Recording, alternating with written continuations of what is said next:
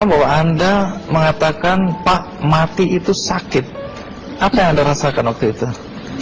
Rasa dada sesak, sakitnya tuh seperti ditusuk pedang, terus seperti kulit binatang Dikuliti gitu? dikuliti hidup-hidup.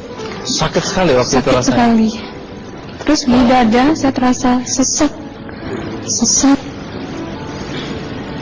Setelah itu paman saya mengajar saya mengucap kalimat thayyibah,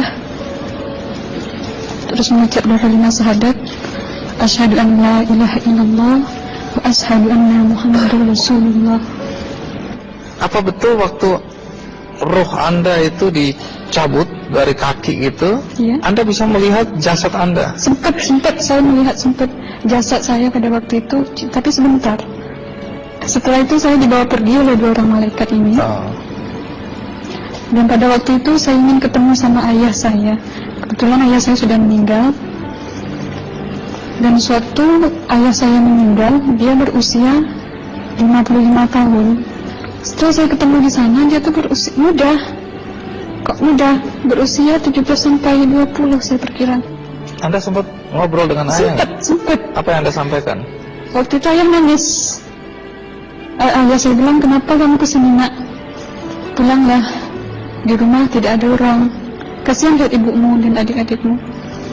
Tidak ayah, janjiku sama Allah sudah sampai. Dan pada waktu itu ayah saya menangis. Lalu apa yang dia ucapkan? Diam aja dia, tersilang.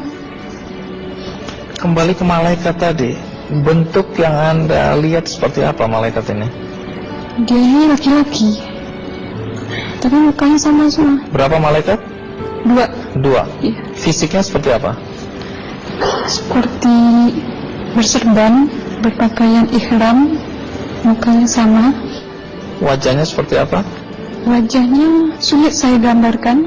Yang jelas dia ini sama, dua-dua itu sama rupanya. Apakah ada ucapan dari 2 sosok yang Anda anggap malaikat itu? Ada. Apa kata mereka? Waktu itu saya mengalami perjalanan spiritual. Saya disoal oleh malaikat itu dengan sebutan Ma Ayyutuka, siapa Tuhanmu? Tanya. Waktu itu roh saya menjawab, Tuhanku adalah Allah. Siapa pemimpinmu? Pemimpinku adalah Nabi Muhammad Sallallahu Alaihi Wasallam. Mana kiblatmu? Kiblatku adalah Ka'bah. Siapa kedua orang tuamu? Siapa saudara mara? Terus saya diperjalankan. Setelah itu kedua orang malaikat ini memimpin tangan saya, tangan kiri saya, membawa saya ke satu tempat, menduduki saya di sebuah kursi. Pada waktu itu kursinya tuh empuk, mungkin 8 busanya ya, cantik. Terus di sana saya duduk di sebelah kanan saya ada tiba-tiba berwujud seorang perempuan. Dia mengaku Amal. Kamu siapa? Kata saya, aku adalah amalmu semasa kamu hidup di atas dunia. Dan selama kamu di sini, saya akan menemanimu sampai yaumul akhir, itu katanya. Dan pada waktu itu saya melihat perempuan-perempuan solehah berpakaian muslimah, berkerudung, mencium pipi kanan, pipi kiri. Mungkin salam perkenalan pertama waktu menduduki di situ. Setelah itu saya dihijrahkan lagi, dibawa oleh 2 orang malaikat ini lagi, melihat dosa-dosa besar ya. Di sana saya diperlihatkan ada seorang laki-laki memikul besi di bahunya. Saya perkirakan besi itu mungkin beratnya tuh berton kali ya. Berat sekali ya? Berat sekali. Terus dia berjalan nggak sampai ke tujuannya, berlumuran darah nanah, baunya na'udzubillah misalnya. Bajunya tuh sobek-sobek. Waktu itu roh saya disaksikan oleh Amal. Saya tanya kepada Amal, roh tanya sama Amal, wahai Amalku, dosa apakah yang manusia ini lakukan sewaktu ia hidup di atas dunia? Amal menjawab pada waktu itu, sewaktu manusia ini di atas dunia, dia ini adalah menyantet orang, menemuh orang, sehingga dia berjalan nggak sampai yaumul akhir katanya. Yang kedua, saya melihat ada seorang laki-laki saling bunuh-membunuh. Sebentar kayak gitu lagi. Suatu manusia ini hidup di atas dunia, dia adalah seorang pembunuh, hingga dia tidak mau bertanggung jawab terhadap orang yang dibunuhnya. Terus yang ketiga, saya melihat ada seorang laki-laki dihujam kemaluannya pakai besi panas, timah panas itu ya, hingga menembus. Waktu itu roh bilang sama amal, wahai amalku, dosa apakah yang manusia ini hidup di atas dunia? Amal waktu itu menjawab, suatu manusia ini hidup di atas dunia, manusia ini adalah seorang perzina.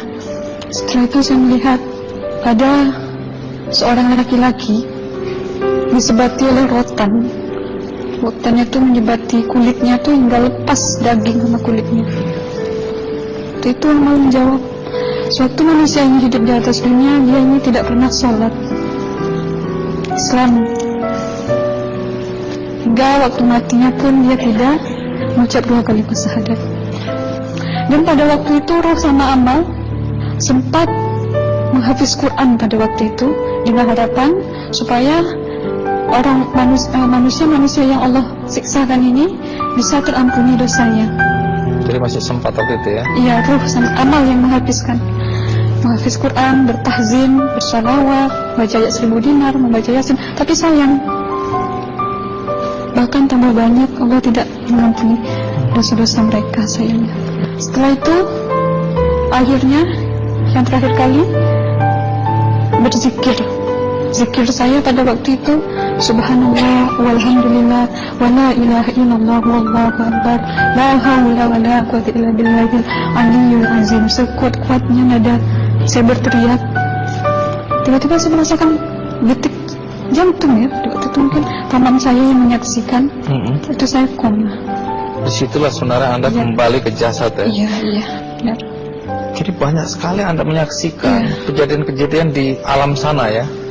Nah, menarik karena waktu kami menghubungin Mbak Aslina, pada dasarnya Mbak Aslina keberatan menceritakan kembali kisahnya. Tapi kalau toh akhirnya Anda mau sampai di sini dan Anda sudah bercerita, apa harapan Anda pada orang-orang yang mendengarkan kisah ini? Ya, harapan saya pertama, ya lebih banyak menyambut puasa ya, lebih banyak mendekat diri aja sama Allah, perbanyakkan amalan soleh, perbanyakkan zikir, perbanyakkan sholawat, baca Quran, dan sebagainya. Itu harapan Anda ya? Iya. Baik, terima kasih Mbak Aslina ya, sudah datang dari Bengkalis untuk menceritakan kisah ini.